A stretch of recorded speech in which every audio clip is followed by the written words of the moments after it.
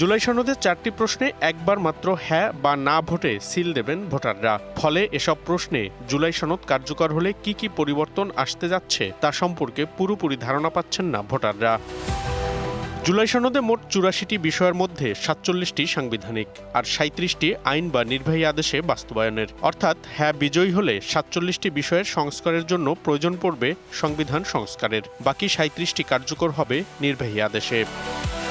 গণভোটে হ্যাঁ বিজয়ী হলে সংবিধানে পরিবর্তন আসবে ভাষা, জাতি ও মৌলিক অধিকারে। বর্তমানে সংবিধানে বাংলা ছাড়া অন্য কোনো ভাষার স্বীকৃতি নেই। জুলাই সনদ কার্যকর হলে প্রজাতন্ত্রের রাষ্ট্রভাষা হবে বাংলা, তবে অন্য সব মাতৃভাষাকেও স্বীকৃতি দেওয়া হবে। সংবিধানে বাংলাদেশের নাগরিকরা এখন বাঙালি জাতি হিসেবে পরিচিত। জুলাই সনদে পরিচয় হবে বাংলাদেশি। বর্তমানে সংবিধান সংশোধনে সংসদের 2/3 সংখ্যাগরিষ্ঠতা দরকার নেই গণভোটের। জুলাই সনদে সংসদের নিম্নকক্ষের 2/3 এবং উচ্চকক্ষের সংখ্যাগরিষ্ঠতা দরকার, এবং সংবিধানের 8, 48, 56 এবং 142 অনুচ্ছেদ এবং তত্ত্বাবধায়ক সরকার ব্যবস্থা পরিবর্তনের জন্য লাগবে গণভোট। বর্তমান সংবিধানের 7 ক ও খ অনুযায়ী সংবিধান রহিত করলে সর্বোচ্চ শাস্তির বিধান আছে। জুলাই সনদে এটি রহিত করা হয়েছে। বর্তমান সংবিধানের মূলনীতি বাঙালি জাতীয়তাবাদ, গণতন্ত্র, সমাজতন্ত্র ও ধর্মনিরপেক্ষতাবাদ। জুলাই সনদে মূলনীতি সাম্য, মানবিক মর্যাদা, সামাজিক ন্যায় বিচার, ধর্মীয় স্বাধীনতা এবং সম্প্রীতি। বর্তমান সংবিধানে ধর্মনিরপেক্ষতা ও ধর্মীয় স্বাধীনতার কথা বলা হয়েছে। জুলাই সনদে সেই অনুচ্ছেদে যুক্ত হবে সকল সম্প্রদায়ের সহাবস্থান ও যথাযথ মর্যাদা নিশ্চিত করা।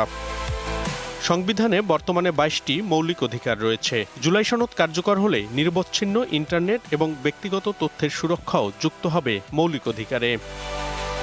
বর্তমান সংবিধান অনুযায়ী জরুরি অবস্থা জারি হয় প্রধানমন্ত্রীর স্বাক্ষরে। এ সময় স্থগিত হয় মৌলিক অধিকার। জুলাই সনদ অনুযায়ী জরুরি অবস্থার ক্ষেত্রে মন্ত্রিসভার অনুমোদন লাগবে, যাতে বিরোধী দলীয় নেতা বা উপনেতার উপস্থিতি থাকতে হবে। জরুরি অবস্থার বেলায় খর্ব করা যাবে না মৌলিক অধিকার। সংবিধান অনুযায়ী রাষ্ট্রপতি নির্বাচিত হন সংসদ সদস্যদের ভোটে। জুলাই সনদ বাস্তবায়ন হলে রাষ্ট্রপতি নির্বাচন হবে উচ্চকক্ষ ও নিম্নকক্ষের সদস্যদের গোপন ব্যালটের ভোটে। সংবিধান অনুযায়ী রাষ্ট্রপতি, প্রধানমন্ত্রী এবং প্রধান বিচারপতি নিয়োগ দিতে পারেন। জুলাই সনদ অনুযায়ী এর বাইরেও জাতীয় মানবাধিকার কমিশন, তথ্য কমিশন, প্রেস কাউন্সিল, আইন কমিশন, এনার্জি রেগুলেটরি কমিশনের চেয়ারম্যান এবং সদস্য নিয়োগ দিতে পারবেন রাষ্ট্রপতি। সংবিধান অনুযায়ী রাষ্ট্রপতিকে অভিশংসন করতে হলে 2/3 সংসদ সদস্যের ভোটের প্রয়োজন। জুলাই সনদে নিম্নকক্ষ ও উচ্চকক্ষ 2 কক্ষেরই 2/3 ভোটের প্রয়োজনীয়তা রাখা হয়েছে। বর্তমানে সরকারের অনুমোদনে যে কোনো অপরাধীকে ক্ষমা করতে পারতেন রাষ্ট্রপতি। জুলাই সনদে শুধু ক্ষতিগ্রস্ত ব্যক্তি বা পরিবার সম্মতি দিলে অপরাধীকে ক্ষমা করতে পারবেন রাষ্ট্রপতি। সংবিধানে প্রধানমন্ত্রীর পদের কোনো নির্ধারিত মেয়াদ নেই। জুলাই সনদে বলা হয়েছে কোনো ব্যক্তি 10 বছরের বেশি প্রধানমন্ত্রী থাকতে পারবেন না। বর্তমানে প্রধানমন্ত্রী একাধিক পদে থাকায় কোনো বিধিনিষেধ নেই। জুলাই সনদে একাধিক পদে থাকতে পারবেন না প্রধানমন্ত্রী। বর্তমান সংবিধানে নির্বাচনকালীন তত্ত্বাবধায়ক সরকার নেই। জুলাই সনদে তত্ত্বাবধায়ক সরকার ব্যবস্থা যুক্ত করার পাশাপাশি এই সরকারের প্রধান উপদেষ্টা সহ এই নিয়োগ প্রক্রিয়ায় সরকারি দল, বিরোধী দল ও দ্বিতীয় বিরোধী দলের মতামতের ভিত্তিতে সরকার গঠন করা হবে। স্বাধীনতা পরবর্তী থেকে এক কক্ষ বিশিষ্ট সরকার থাকলেও জুলাই সনদে দ্বিকক্ষ বিশিষ্ট সরকার গঠনের কথা বলা হয়েছে।